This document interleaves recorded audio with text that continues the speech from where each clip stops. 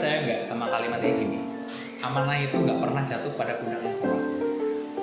Ya, untuk eh, dengan kalimat itu ya, amanah tidak salah memilih pundaknya. Ya. Ya, percaya sih. Santai nggak boleh. Sampai meninggal. Semua. Assalamualaikum warahmatullahi wabarakatuh. Kembali lagi di channel kami, channel Ngobarasa. Bersama saya Gazi Inzano Ardiatama. Pada kesempatan kali ini kita akan kembali lagi pada episode Ngopen. Telah hadir di samping saya Saudara Rifki Anggriawan. Perkenalkan, Saudara Rifki Anggriawan ini adalah salah satu ketua dari organisasi yang ada di PGSD Kebumen. Silakan Mas Rifki perkenalkan diri. Ya baik, terima kasih atas waktunya Mas Gazi. Ya, perkenalkan, nama saya Rifki Anggriawan, mahasiswa semester 6 PGSD Kebumen. Udah gini. Jadi Mas Rifki, kita kan sama-sama udah di semester 6 gitu ya. Udah di semester 6. Nah, sementara sepanjang Mas Rifki jadi mahasiswa di PGSD itu kan aktif di organisasi. Nah, gimana sih kesannya Mas Rifki selama aktif di organisasi dari semester 1 sampai semester 5 yang kemarin gitu? Ya, kesan mengikuti organisasi ya. Ya, saya kesan mengikuti organisasi dari saya sendiri menjadi menambah pengalaman untuk ya tentunya pengalaman ini pasti akan berguna ketika kita sudah lulus kuliah.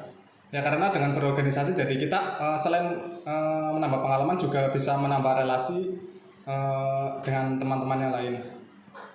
Terus gini Mas Rifki, kan sepanjang Mas Rifki itu kan 2 periode berarti ya.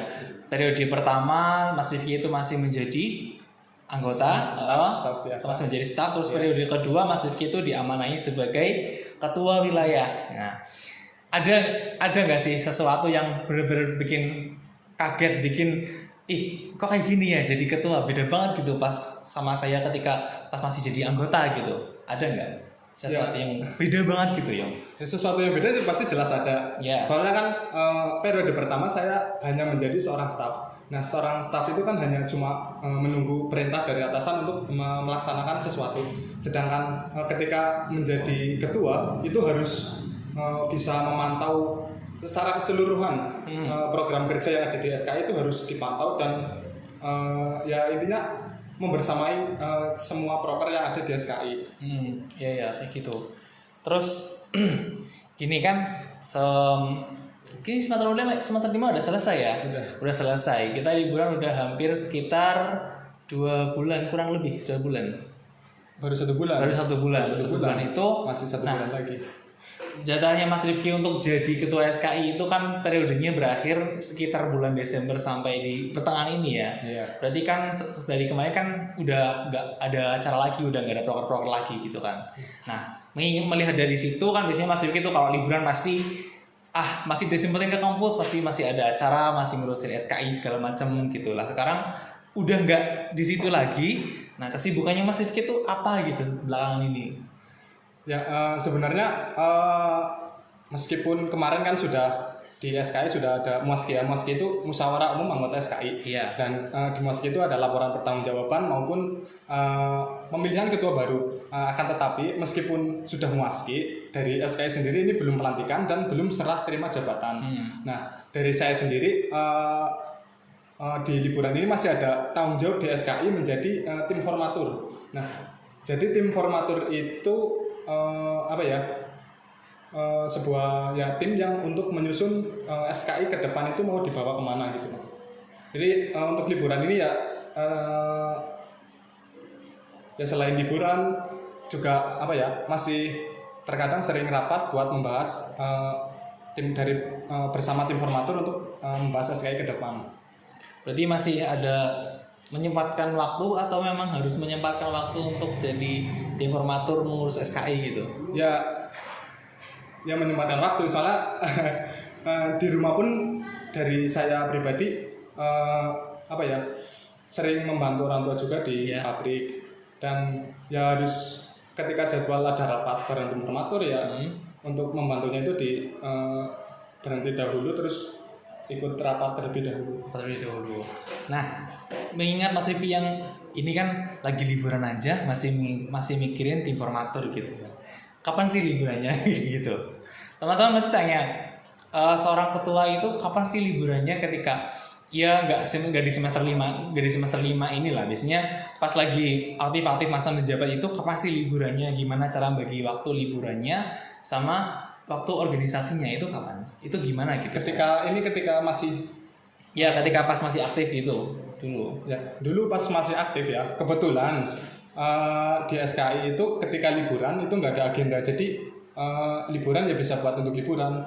Cuma ini pas akhir periode ya sebelum serah terima jabatan pergantian ini memang ada tugas informatur yang harus rapat untuk membahas SKI ke depan mau dibawa kemana gitu. Mau dibawa kemana jadinya? Mau dibawa kemana seperti lagunya siapa? Iya itu yang Armada mau dibawa kemana gitu. Udah jadi? Ya, udah selesai.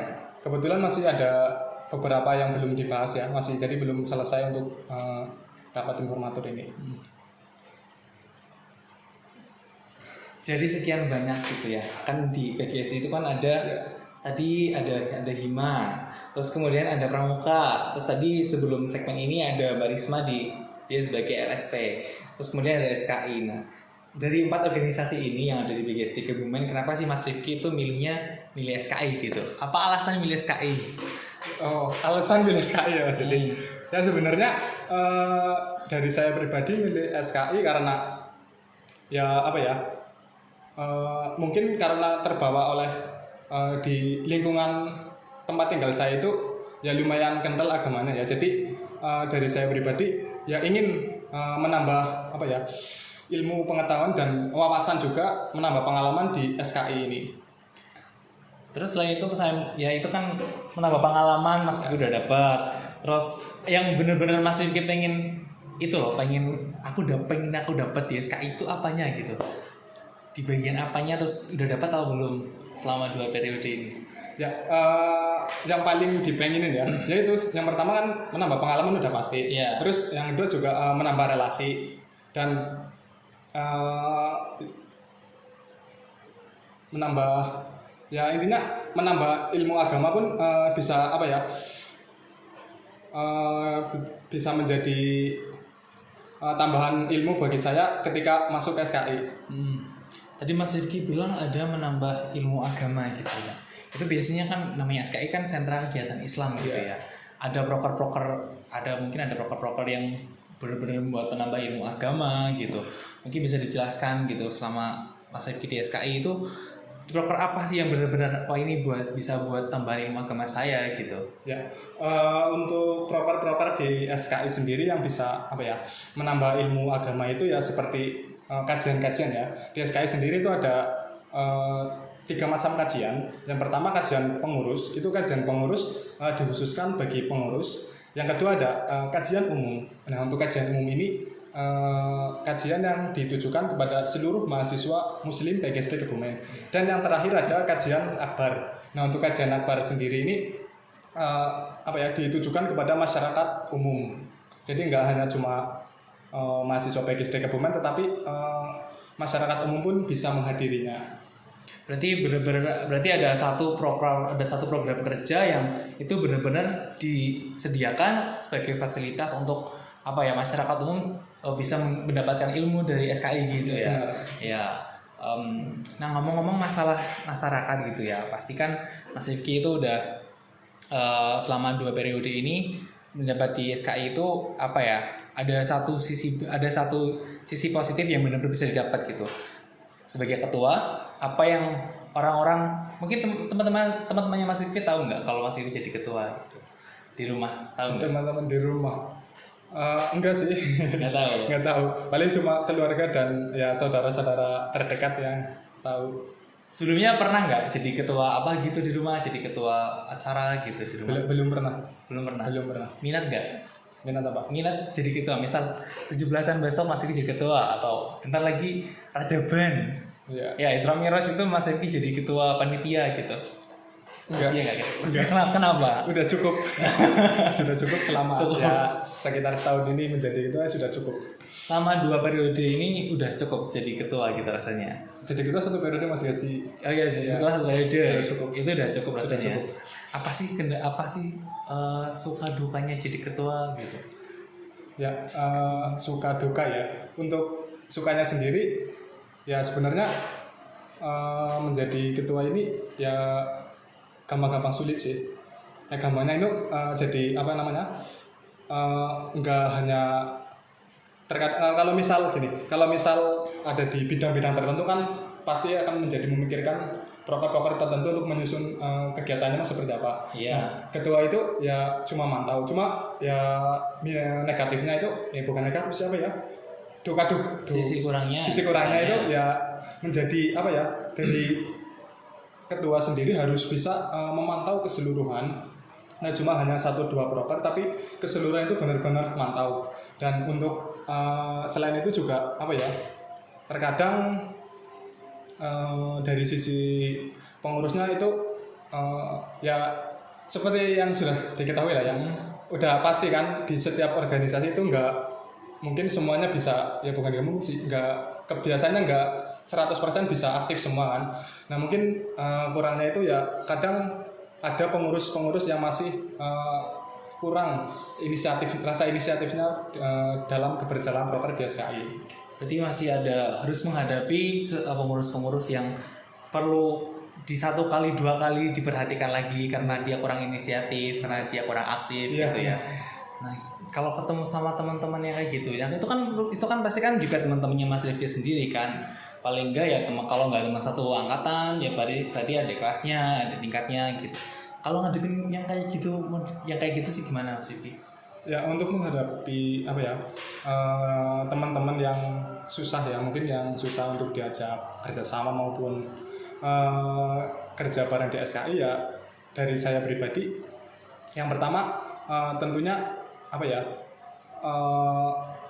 merangkul anaknya, ditanyain itu kenapa kok nggak bisa aktif, terus alasan kenapa apa ya cara mengikuti kegiatan SKI itu kenapa, seperti itu sih. Jadi ya ditanya didekati lah, ditanya. Kira-kira kalau untuk mahasiswa PGSD sendiri, alasan yang paling umum itu apa? Apa karena nanti dulu lah, saya kan di PGSD, saya nanti urusnya sama anak SD gitu, masuk organisasi juga kayaknya nggak dulu deh, jadi rapatnya narik dulu lah, saya perlu mengerjakan tugas-tugas dulu atau yang gimana gitu. Alasan yang paling umum kenapa teman-teman yang ada di SKI itu susah untuk diajak gabung lagi gitu untuk dirangkul. Alasan yang paling umum ya, yang paling umum sih ya kebanyakan kalau nggak mungkin sibuk nugas dan kerja kelompok ya. Yang kedua ada alasan urusan pribadi, urusan keluarga di rumah gitu ya. Iya. Terus gini Mas Siti, kita udah jalan cerita banyak gitu ya. Mas Siti kayaknya udah agak panas ya, gitu ya. Jadi gimana kalau minum dulu, silakan dingin. Ya, terima kasih Mas Siti. Silakan Mas Gazi juga minum. Nah, Mas Rifki pasti 2 tahun di SKI itu pernah dengar istilah kayak gitu. Dulu pas lagi pertama kali menjabat di SKI gitu, ada nggak? Pas lagi di periode kedua, berarti masuk periode yang kedua ya? Kedua ya. Ya, masuk periode kedua. Pasti kan teman-teman banyak gitu kan yang memilih Mas Rifki, terus banyak yang mengajukan alasan-alasan kenapa Mas Rifki itu pantas untuk jadi ketua gitu. Mas Rifki percaya nggak sama kalimat kayak gini? Amanah itu nggak pernah jatuh pada pundak yang salah. Ya, untuk dengan kalimat itu ya, amanah tidak salah memilih pundaknya ya. Iya. Ya, percaya sih.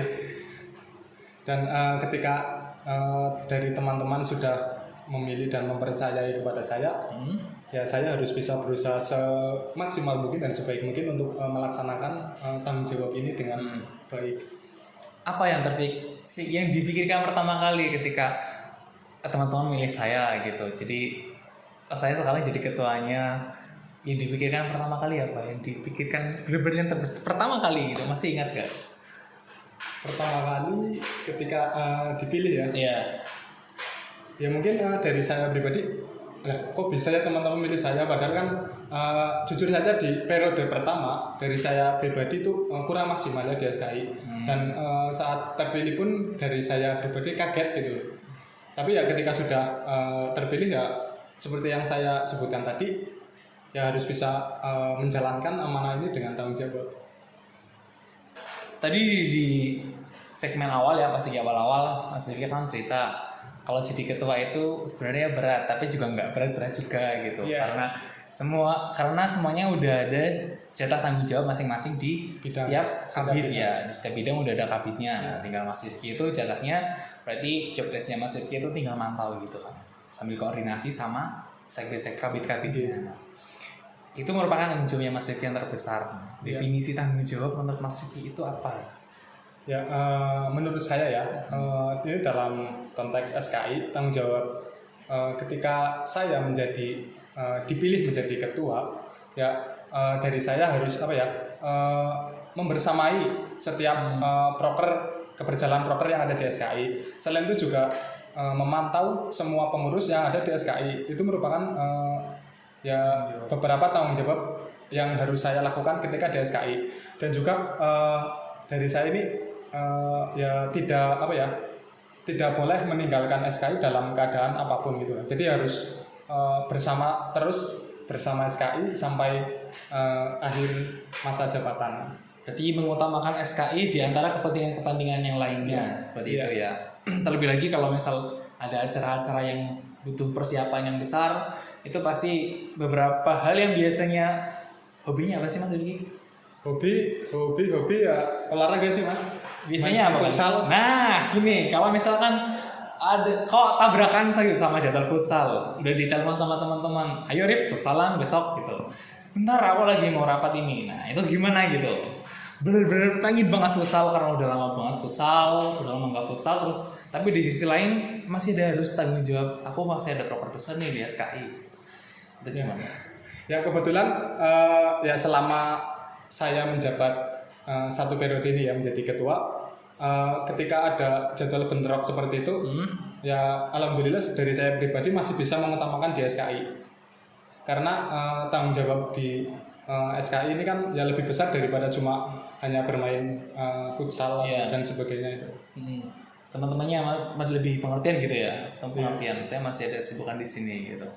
Nah, Mas Rifki, saya ingin tanya, di sekian banyak kampus yang ada di Kebumen, kenapa sih milihnya PGSD? Ya, memilih PGSD ya. Sebenarnya pilihan saya masuk ke PGSD sendiri ini ya karena dari saya pribadi ya suka sama anak kecil itu. Jadi suka terus juga ini entah atau takdir atau gimana. Dulu pas saya masih kecil dari ibu saya sendiri itu ya sering celoteh esok gede jadi guru, itu kan besok besar jadi guru ya. Iya, dari ibu saya sendiri mungkin ya seperti ucapan dari seorang ibu kan juga bisa merubah menjadi doa. Nah, akhirnya ya mungkin ditakdirkan masuk ke PGSD ya karena itu. Jalannya pas lagi dulu masuk PGSD itu perlu dikaliku atau sesuai dengan rencana yang pernah Mas Rifki rencanakan gitu sejak SMA, atau harus kesini dulu atau langsung ke PGSD gitu? Enggak, dari saya ya lumayan berliku sih, jadi nggak langsung ke PGSD. Ya, gimana ceritanya? Ya, jadi kan saya masuk ke PGSD tahun 2020. Ya. Ya, saya lulus SMA tahun 2018. Nah, sebenarnya awal lulus itu saya masih belum ada niatan untuk kuliah. Nah, terus ya setelah ya mencoba mendaftar kerja dan ternyata sulit, terus akhirnya memutuskan untuk mendaftar kuliah. Dan dari awal lulus itu belum pernah mengambil jurusan PGSD.